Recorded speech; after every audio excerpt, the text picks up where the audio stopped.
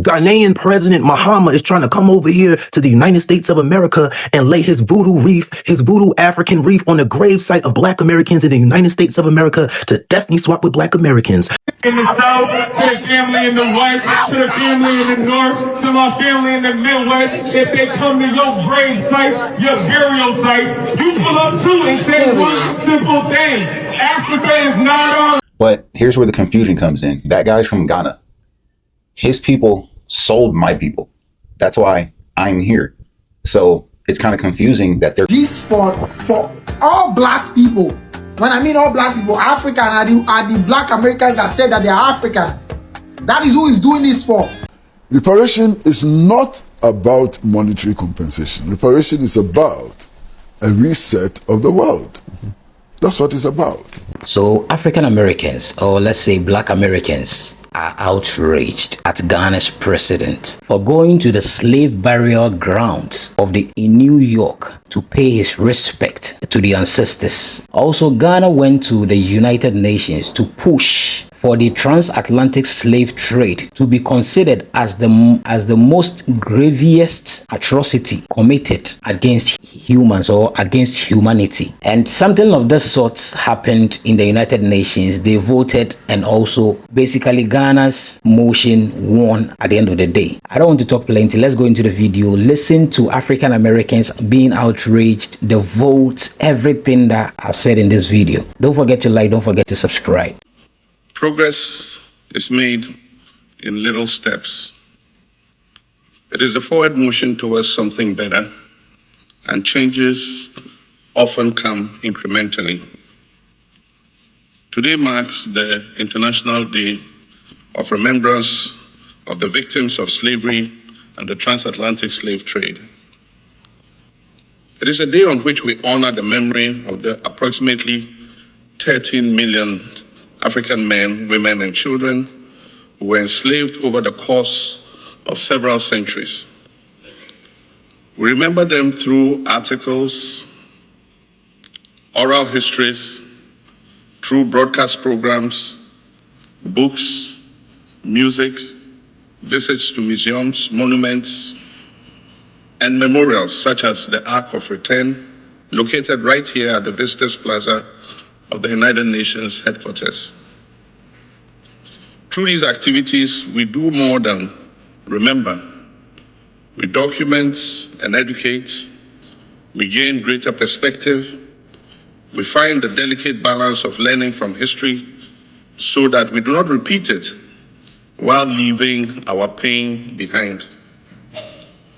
In doing so, we begin to heal individually within our immediate communities and also within the global community.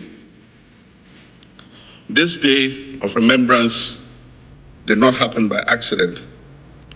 In 2006, our global community gathered here, just as we have done today, and resolved to designate the 25th of March of the following year a day of remembrance. It marked significant progress. Then the following year, in 2007, we decided to make the event an annual one so that the 25th March of every year would be the International Day of Remembrance of the victims of slavery and the transatlantic slave trade. That marked an additional step in our forward motion.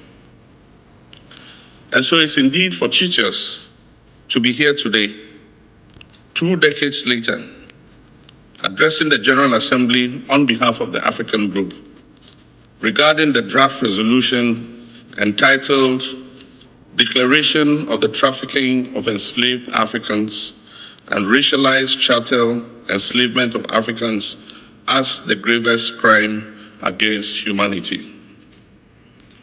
In September last year, at the 80th session of the General Assembly, I stood in this exact place and served notice that Ghana will move a motion to declare the transatlantic slave trade the gravest crime against humanity. This current draft resolution is a result of months of consultation and consensus building by continental bodies, nations, experts, scholars, and jurists, with the sole aim of achieving a united front and grounding the final outcome in truth, compassion, and moral conscience, remembrance, education, and dialogue. So today we come together in solemn solidarity to affirm truth and pursue a route to healing and reparative justice. The adoption of this resolution serves as a safeguard against forgetting. It also challenges the enduring scars of slavery. Madam President, let me conclude with two significant quotes by two great leaders of history, one of them white and one of them black. The former President of the United States of America, Theodore Roosevelt, said, and I quote, "With a great moral issue involved, neutrality does not serve righteousness. For to be neutral between right and wrong is to serve wrong." Again, civil rights leader Dr. Martin Luther King also reminds us, and I quote, "The arc of the moral universe is long, but it bends towards justice." We've traveled this long road, each step guided by a desire to be better and to do better. Each step bringing us closer to the kind of world we would want to leave for our children. And so, delegates, on this beautiful day in March, we're called to stand on the right side of history. Let it be recorded that when history beckoned, we did what was right, for the memory of the millions who suffered the indignity of the slave trade and those who continue to suffer racial discrimination. Let our vote on this resolution restore their dignity and humanity. I thank you for the opportunity. Economic, financial, and trade networks that enabled elites and empires, including my own country, to amass wealth built on stolen lives and stolen labor. And the barbaric punishments that maintained control, from shackles and iron collars to flogging and sexual violence. This was not simply forced labor. It was a machinery of mass exploitation and deliberate dehumanization of men, women, and children. The wounds run deep and often go unrecognized. I've often said the transatlantic slave trade was a crime against humanity that struck at the core of personhood, broke up families, and devastated communities. To justify the unjustifiable, slavery's proponents and beneficiaries constructed a racist ideology, turning prejudice into a pseudoscience. This perverse global order thrived because power acted without conscience, and we must use our power for better ends. By reflecting the false narrative of racial hierarchy and calling out the ugly lie of white supremacy. By dismantling its damaging falsehoods online, in the media, in schools, at work, in politics, and within ourselves. And by working for truth, justice, and repair. We recognize the extraordinary courage of the enslaved. We honor their determination to be free, their quiet resilience and their organized resistance, their uprisings and acts of open defiance, their unbreakable human spirit. Now we must remove the persistent barriers that prevent so many people of African descent from exercising their rights and realizing their potential. We must commit fully and without hesitation to human rights, equality, and the inherent worth of every person. That is why the Second International Decade for people of African descent and the African Union's Decade of Reparations are significant. Let us use them to drive action in 3 critical areas: eradicating systemic racism, ensuring reparatory justice, and declares accelerating inclusive development with equal access to education, health, employment, housing, and a safe environment. I welcome the steps some countries are taking to apologize for their role in the evil of slavery and to join an honest dialogue about its lasting consequences. But far bolder actions and many more states are needed. And this includes commitments to respect countries' ownership of their own natural resources, and steps to ensure their equal participation and influence in the global financial architecture and the UN Security Council. I urge all member states to become state parties to the International Convention on the Elimination of all forms of racial discrimination if they have not already done it. As stated at the outset of these negotiations, the United States also strongly objects to the resolution's attempt to rank crimes against humanity in any type of hierarchy. The assertion that some crimes against humanity are less severe than others objectively diminishes the suffering of countless victims and survivors of other atrocities throughout history. This is not a competition. This attempted ranking is also simply incorrect as a matter of law. The United States would also like to express disappointment in the arbitrary historical perspective of the text. Trafficking in African slaves began long before the 15th century and sadly continued even after the 19th. These dates were clearly selected for political reasons rather than historical accuracy.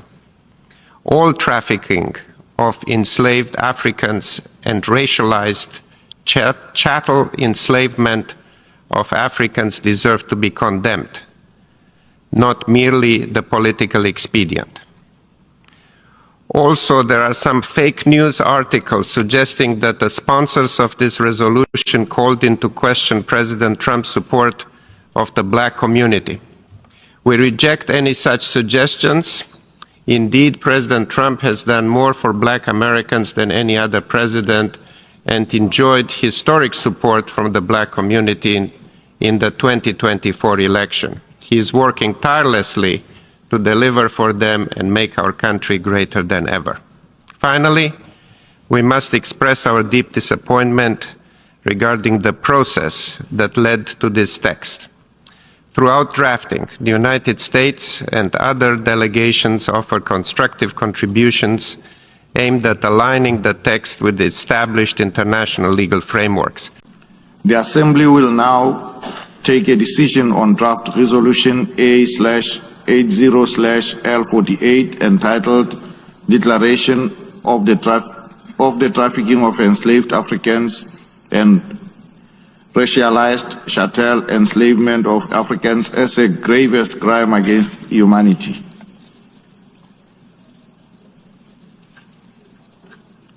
A recorded vote has been requested. We shall now begin the voting process. Those in favor of the draft resolution A/80/L48, please signify. Those against and those in abstention. The Assembly is now voting on draft resolution A/80/L48 entitled Declaration of the Trafficking of Enslaved Africans and Racialized Chattel Enslavement of Africans as the gravest crime against humanity. Will all delegations confirm that their votes are accurately reflected on the screen?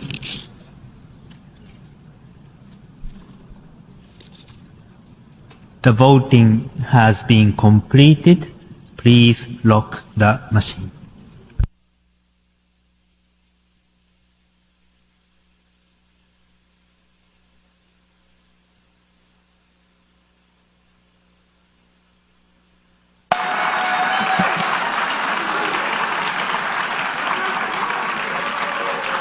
The result of the vote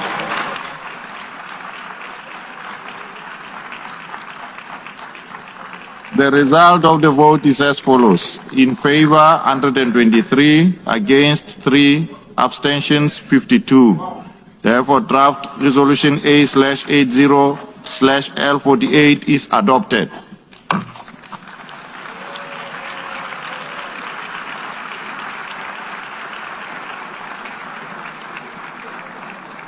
Say first, thank you to the President of the Republic of Ghana, John Dramani Mahama, for hosting today's wreath laying. Ghana is a nation that holds deep meaning for me. My father gave me the middle name Kwame after Kwame Nkrumah, the first president of Ghana, a leader who fought for freedom.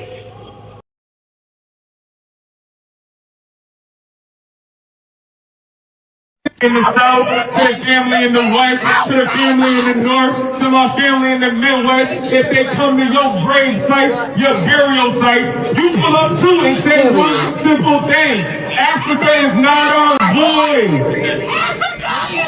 They're at the African American burial ground with the Ghanaian president.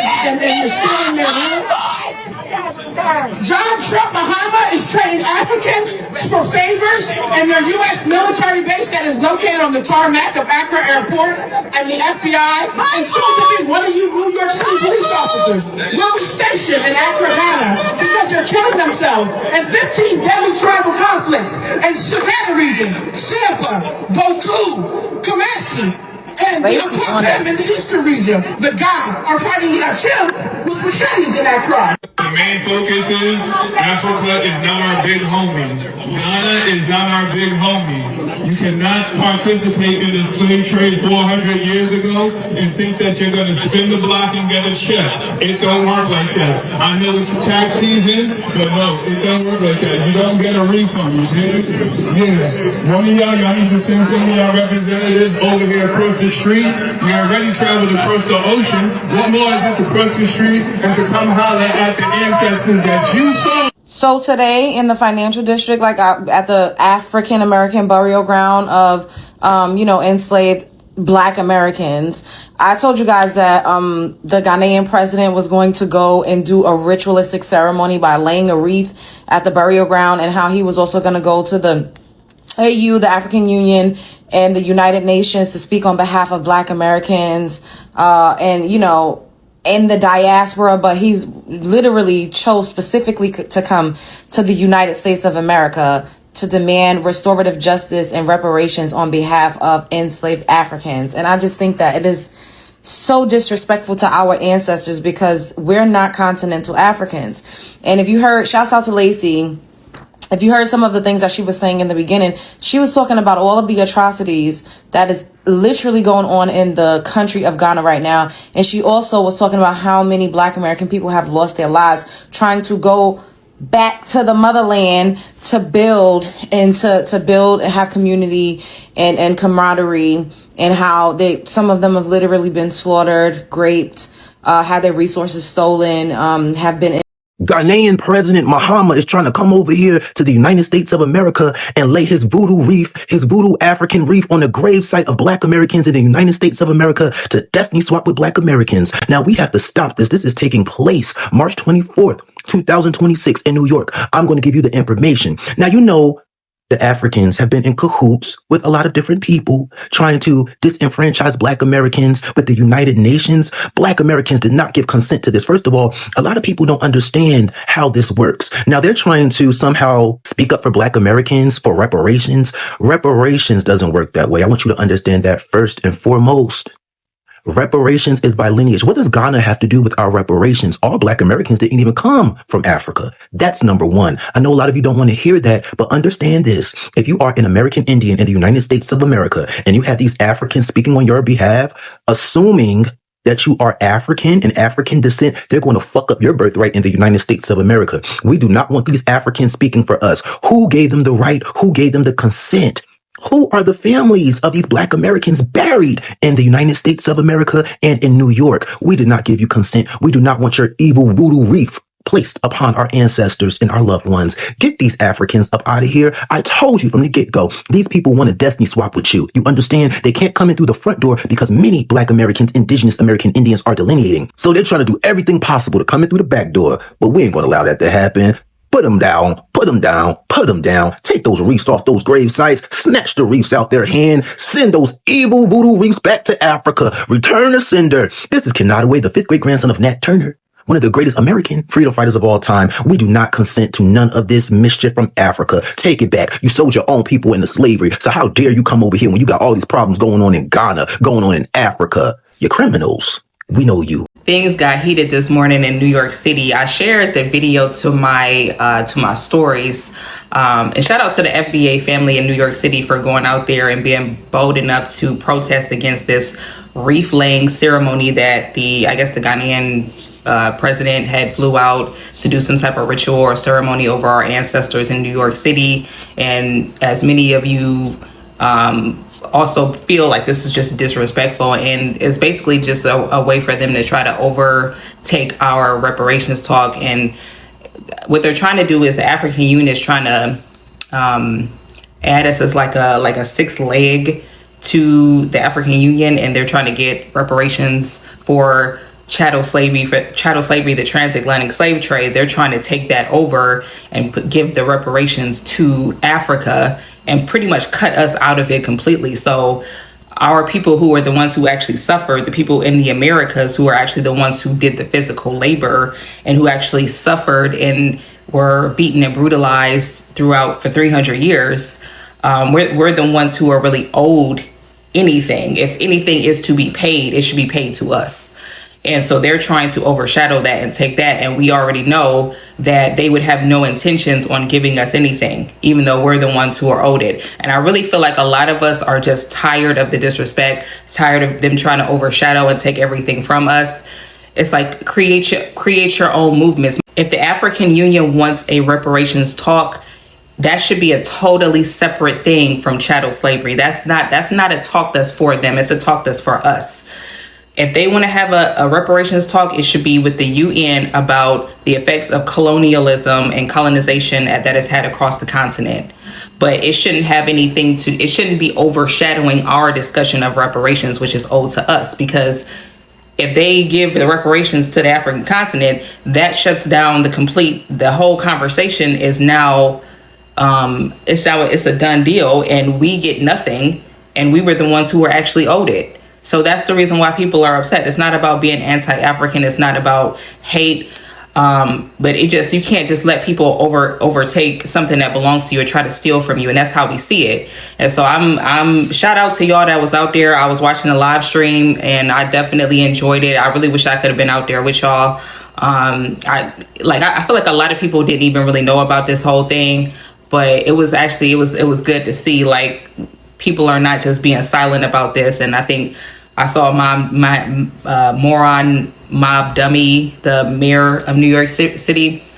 He was out there and they were kind of like yelling at him too, like, you say that immigrants built this nation and y'all being disrespectful and, stuff like that. So it was really good to see, like, our people out there, like, actually expressing themselves like that. Just the fact that this is even a discussion is, like, sickening. Like, we shouldn't even be sitting here having this conversation. We shouldn't even have to be out there protesting anything, especially in anything that is in regards to the respect of our people and our lineage and our history and our ancestors and things that are supposed to be restitution for us. Like, we shouldn't even be having to fight over nothing like this. This shouldn't even be a discussion, but unfortunately, here we are. This is a resolution seeking to declare the transatlantic slave trade as the gravest crime against humanity. For more than 300 years, Africans were treated as property, were tortured, humiliated, raped, and forced out of the continent, over 12.5 million of them, in the most dehumanizing and despicable circumstances. The world is yet to acknowledge this. Perpetrators are yet to apologize and have not compensated the victims. This is a time to demand reparatory justice. I'm for any and everybody getting their just due, but I'm really confused on this statement because, yes, if you ask me, the transatlantic slave trade was one of the biggest crimes against humanity in general. But here's where the confusion comes in. That guy's from Ghana.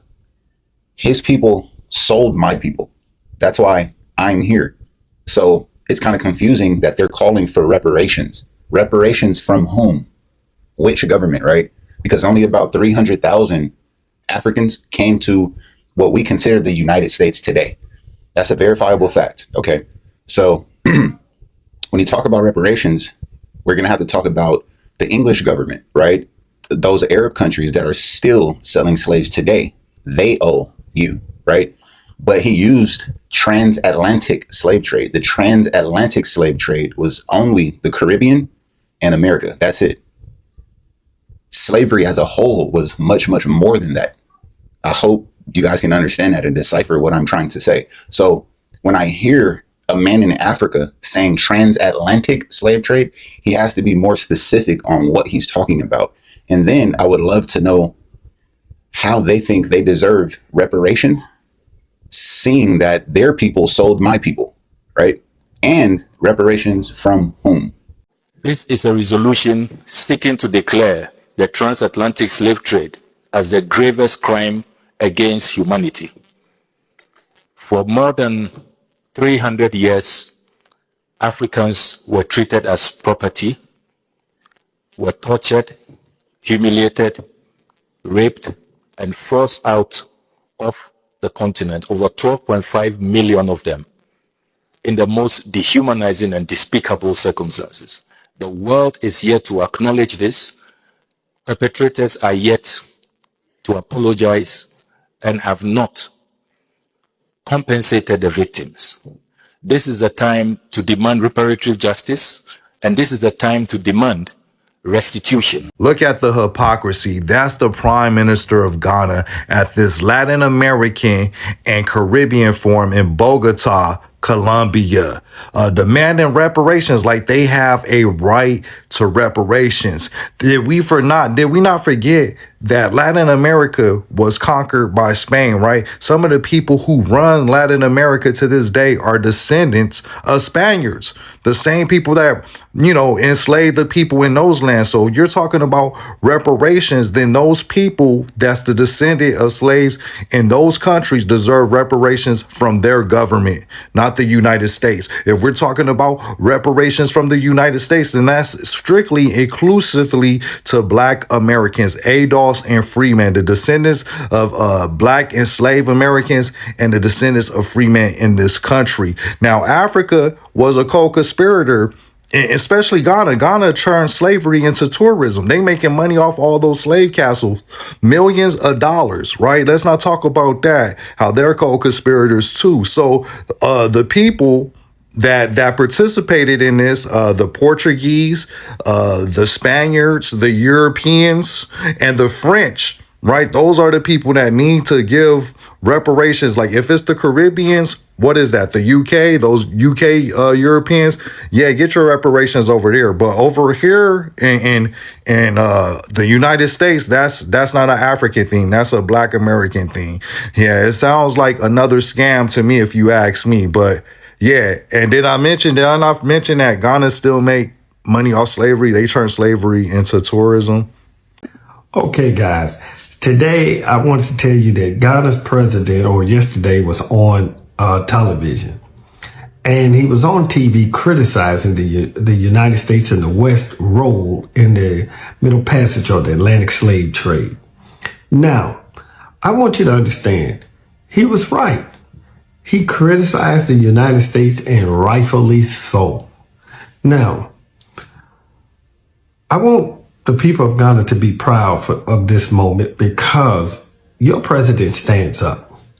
Many presidents and leaders of foreign countries don't stand up.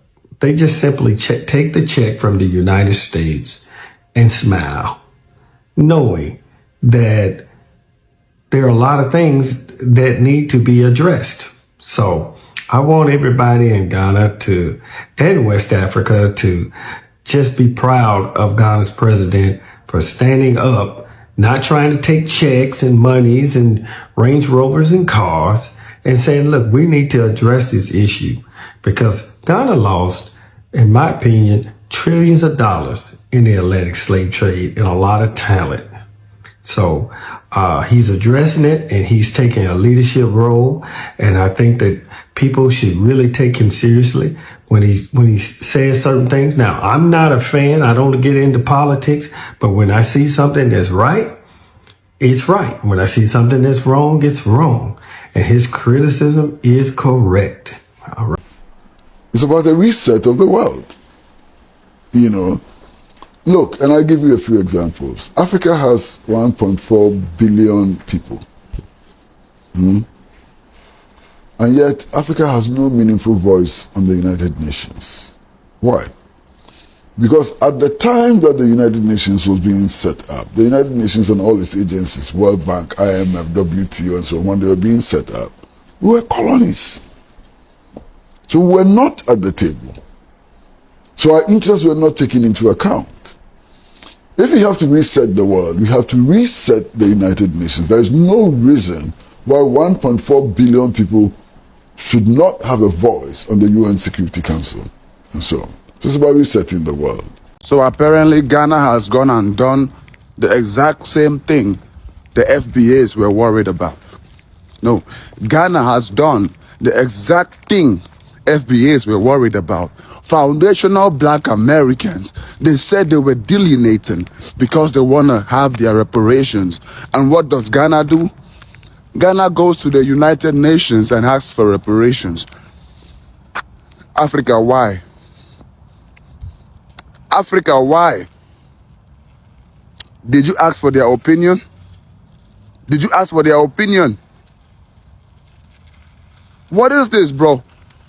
Foundational Black Americans said they want to delineate so they can get their reparations. And what does Ghana do? Ghana goes to the UN and asks for reparations. And you wonder why these people don't like you. And you wonder why, you know what? Did you ask anyone's opinion? Like the black people in the Caribbean, did you ask them? The ones in Haiti, Jamaica, did you ask them? How about the ones in Britain? Did you ask them? Did anyone consent to this? Now, because this is why Black Americans keep getting upset with Africans.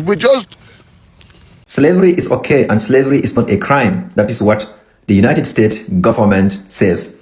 They voted against a resolution that is meant to put slavery as a crime, the worst crime currently in humanity. United States says, no, slavery is okay. It was not a crime.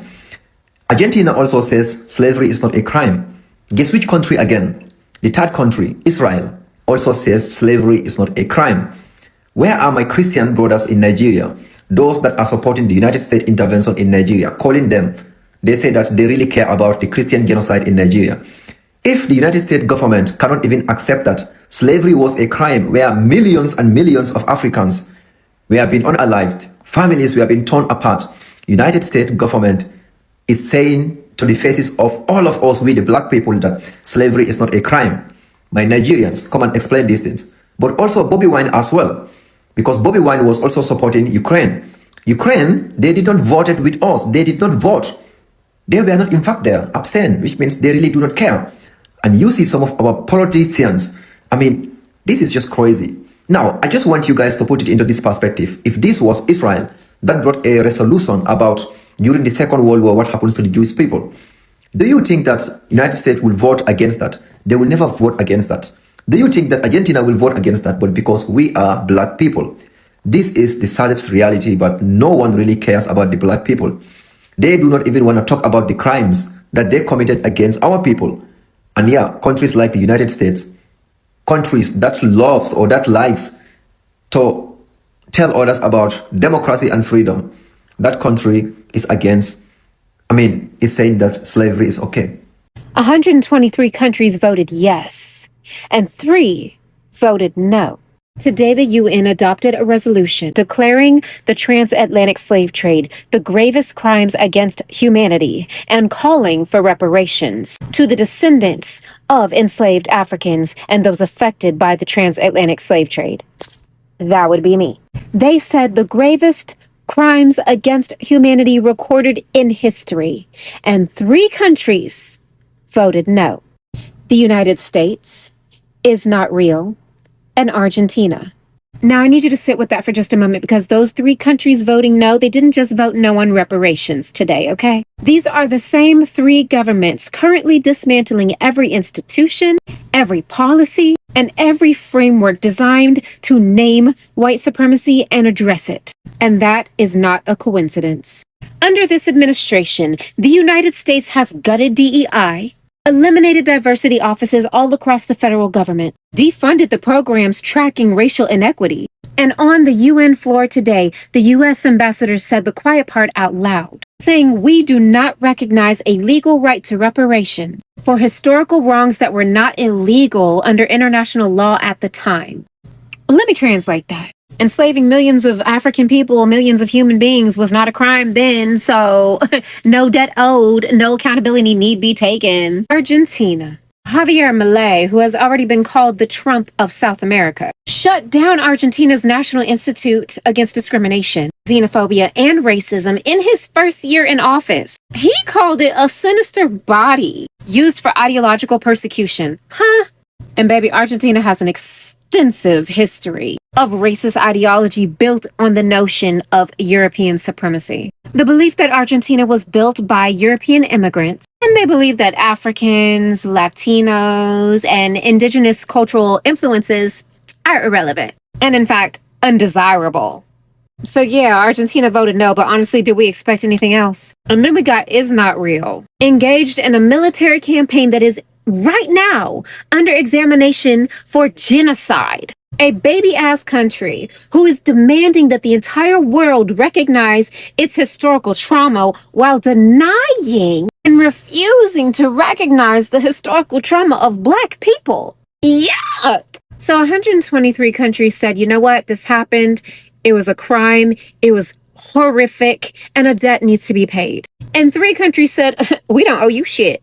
But those are just the 3 countries that said it out loud. Because I peeped the 52 others that didn't vote yes, so you might as well have voted no, because why not? But anyway, the resolution has been adopted, and today is a historical day. And not because of a white man who claims to be part of the Cherokee Nation being sworn in as DHS Secretary. Respect. He's not fighting. Listen, if he's left for any Africans, they're not going to talk about reparations. Y'all had hundreds of years to pay respect. Wait. That's the issue. Hold on. He's doing this for all Black people. When I mean all Black people, African are the Black Americans that said that they are African. That is who he's doing this for. He's not doing it for you that do not claim that you're African.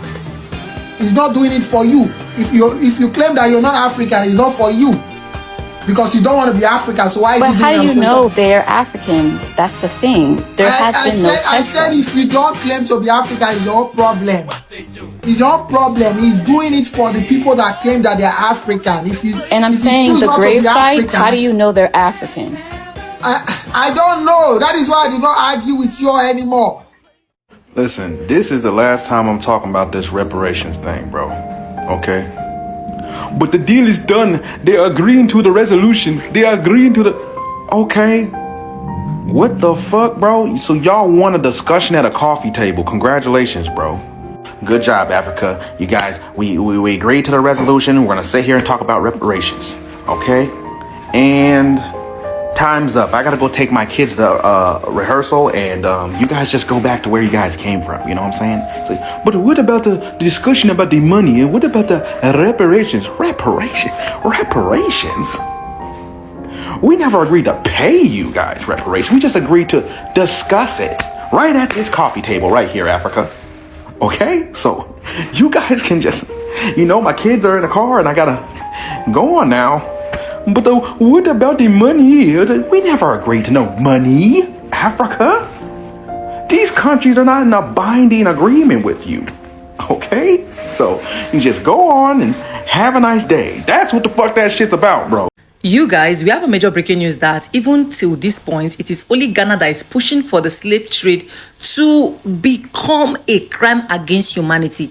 And the question is, where are the other African country, prime minister, president, whatsoever they represent? Why are they not speaking? Why is it only Ghanaians that are speaking? Now, according to Al Jazeera News, Ghana pushed for slave trade to be declared a crime against humanity at a Latin American and a Caribbean forum in Bogota, Colombia. Ghana foreign minister proposed a resolution recognizing the transatlantic slave trade as a crime against humanity and right to reparation. But even up till now, nobody is speaking apart from Ghana. That's not fair. And then a lot of people will come and be like, nobody needs reparation. Reparation should not be given. Slave owners were given reparation when they abolished slave trade. Slave owners were given reparation for the fact that they were no longer trading people. Why is it so bad that reparation cannot be given to those transatlantic, which is the main slave descendants? Why? And why is it only Ghana that kept pushing this? Why is it that there is no news that is carrying that other African leaders are saying it? It is well. Ghana, we are proud of you guys, honestly. I believe that we are due reparations for building America, building the so-called New World, and on this side for depriving Africa of its strength and substance that it needed for its own development. So we have been double robbed, double lied to, and it's time to pay up. So for those of you who have been keeping up with the recent declaration of slavery being considered a crime against humanity brought by Ghana's President John D. Mahama, the votes are in, and 123 nations voted in favor to recognize slavery as a crime against humanity. 3 voted against, and 52 voted to abstain. Now, out of those 3, the US and the EU decided to vote no, of course. Now, funny enough, when it was the United States' turn to give their vote, the representative said that Trump actually has done so much for Black Americans. But now many are asking the questions, what's next? What surprises you about the reparations conversation? What surprises me first and foremost is the level of ignorance. You know, the level of ignorance. I mean, I meet people who tell me that, why do you want reparations and so on? They tend to think that reparations is about the payment of monetary compensation. Like some big cash out. And that can only come out of ignorance and the lack of appreciation of the issues. Reparation is not about monetary compensation. Reparation is about a reset of the world. That's what it's about. So listen, I want to understand something. If you are an African American, a Black American, and you are watching this, what is your thought about what the president of Ghana went to the United States to do? Tendering in this motion to seek for officially the transatlantic slave trade to be accepted as the most grievous thing that was ever done to human, or the president going to pay his respect to the ancestors at the slave burial grounds. Which is which? I want to understand. Because listen, black people, we should do better. People still have this in their minds that Africans sold Africans. I remember I shared a video here. I will make sure I link it in the description. Listen to people's opinions in that particular video. Why are we doing this to ourselves? African Americans have heard you guys, or Black Americans have heard you guys seek for reparations, talk about reparations.